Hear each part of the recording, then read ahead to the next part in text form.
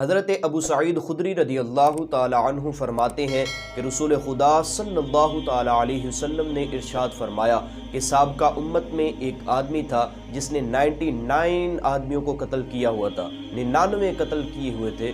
اب اس کو اچانک ذہن میں خیال آیا، اللہ کا اس پر فضل ہوا کہ کیوں نہ میں توبہ کر لوں، اللہ کی فرما برداری شروع کر لوں، اللہ کا اتنا نافرمان ہوں۔ تو چنانچہ وہ لوگوں کے پاس گیا اور لوگوں سے پتہ پوچھتا ہے کسی عالم کا کہ مجھے بتاؤ کہ میں اس کے پاس جا کر اپنا مسئلہ ڈسکس کروں اور اس سے کچھ مشورہ لوں۔ لوگوں نے اس کی رہنمائی ایک راہب کی طرف کی۔ وہ راہب کے پاس گیا اور اسے جا کر کہنے لگا کہ میں نے 99 آدمیوں کو قتل کیا ہوا ہے، کیا میری توبہ ممکن ہے؟ کیا میں اللہ کی رحمت سے امید رکھوں؟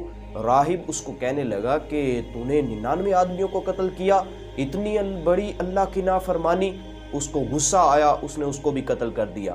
اب 100 کا عدد وہ مکمل کر چکا تھا اور 100 آدمیوں کو اس نے قتل کیا ہوا ہے۔ اب اس کے ذہن میں اچانک پھر خیال آتا ہے کہ میں اللہ کی فرما برداری کروں۔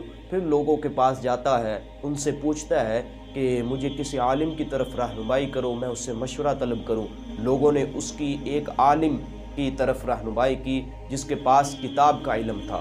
وہ بندہ اس کے پاس گیا، اس عالم کے پاس گیا اور ان کے پاس جا کر بیٹھا اور ان سے عرض کرنے لگا کہ میں نے 100 آدمیوں کا قتل کیا ہوا ہے، کیا میں اللہ کی رحمت سے امید رکھوں؟ کیا میرا مولا مجھے معاف فرما سکتا ہے؟ کیا میری توبہ قبول ہو سکتی ہے؟ تو اس عالم دین نے کہا جو کہ جن کے پاس کتاب کا علم تھا، وہ کہنے لگے کہ تیری توبہ کیوں نہیں قبول ہو سکتی؟ تو توبہ کر، اللہ کی رحمت بڑی وسیع ہے، اللہ کی رحمت سے امید رکھ، تیری توبہ اللہ رب العزت ضرور قبول فرمائے گا، لیکن شرط یہ ہے کہ تو جہاں رہ رہا ہے وہ برائی والی بستی ہے، برے لوگوں کی بستی ہے، اس بستی سے نکل کر فلاں بستی میں چلا جا، وہاں اچھے لوگ بستے ہیں، وہ اچھائی والی بستی ہے، وہاں جا کر اللہ کی عبادت شروع کر دے، اللہ تیری توبہ بھی قبول فرما لے گا اور تیرے سابقہ گناہوں کو بھی بخش دے گا۔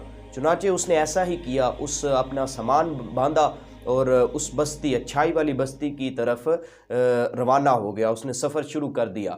ابھی جا ہی رہا تھا، ابھی اچھائی والی بستی جو تھی، اچھے لوگوں والی بستی، وہ دور تھی، اس کی موت کا وقت آ گیا۔ راستے میں ہی جب اس کی موت کا وقت آ گیا، رحمت الہی والے فرشتے بھی آ گئے اور عذاب الہی والے فرشتے بھی آ گئے۔ رحمت والے فرشتے کہنے لگے کہ ہم اس کی روح کو قبض کریں گے، اور برائی والے، عذاب والے فرشتے کہنے لگے کہ ہم اس کی روح کو قبض کریں گے۔ دونوں کے درمیان اختلاف ہو گیا۔ رحمت والے فرشتے کہتے ہیں چونکہ یہ پورے دل سے توبہ تائب ہو کر اپنے رب کی بارگاہ میں جا رہا تھا اور اچھے لوگوں کی بستی میں جا رہا تھا، عبادت کی نیت لے کر جا رہا تھا، توبہ کی نیت لے کر جا رہا تھا، یہ اچھائی کی طرف گامزن ہو چکا تھا، اس لیے اس کی روح ہم قبض کریں گے۔ عذاب والے فرشتے کہنے لگے کہ اس نے تو زندگی میں کوئی نیکی کی ہی نہیں، اس کو تو ہم لے کر جائیں گے اور اس کی روح ہم قبض کریں گے۔ دونوں کے درمیان اختلاف ہو جاتا ہے۔ پھر اچانک ایک فرشتہ انسانی شکل میں آتا ہے اور وہ ان دونوں فرشتوں، دونوں گروہ کے فرشتوں کے درمیان فیصلہ کرتا ہے اور انہیں کہتا ہے کہ تم آپس میں اختلاف نہ کرو، تم ایسا کرو کہ زمین کی پیمائش کر لو، زمین کی ناپ لو۔ اگر وہ اچھائی والی بستی کے زیادہ قریب ہوا تو رحمت کے فرشتے لے جائیں، اور اگر برائی والی بستی کے زیادہ قریب ہوا تو عذاب والے فرشتے لے جائیں۔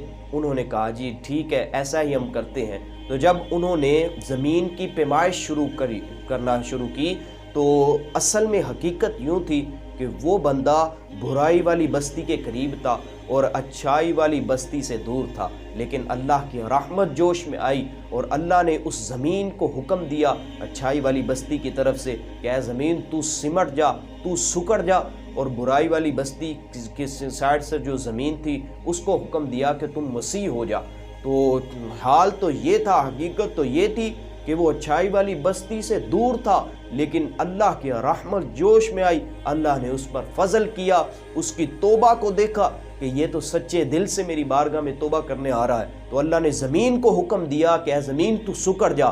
جب انہوں نے فرشتوں نے اس کی پیمائش کی تو وہ اچھائی والی بستی کے قریب ہو گیا اور برائی والی بستی سے دور ہو گیا، لہٰذا رحمت الہی والے فرشتوں نے اس کی روح کو قبض کیا اور اسے جنتوں میں لے گئے۔ حضرات ذی وقار، سرور دو عالم صلی اللہ تعالی علیہ وسلم کی زبان مبارکہ سے، ہمارے سچے اور پیارے نبی صلی اللہ تعالی علیہ وسلم کی زبان مبارکہ سے یہ نکلے ہوئے الفاظ، یہ حدیث، یہ واقعہ ہمیں درس دیتا ہے کہ ہم اللہ کی بارگاہ میں ایک دفعہ آئے تو صحیح، اس کی بارگاہ میں سجدہ ریزی تو کریں، جتنے بھی گناہ ہیں سامنے رکھ کر اس کی بارگاہ میں ہاتھ اٹھا کر سجدے کر کر دعا مانگے تو صحیح، اور دل سے توبہ کریں تو صحیح، اللہ رب العزت ہم پر ضرور اپنی رحمتوں کا نزول فرمائے گا اور ہمیں معاف فرما کر ہمارے اس بگڑے ہوئے کاموں کو ٹھیک فرما دے گا۔ آج ہم پریشان ہیں، مشکلات نے ہمیں گھیرا ہوا ہے، تو اس کی ایک وجہ یہ بھی ہے کہ ہم اس کی بارگاہ میں توبہ نہیں کر رہے،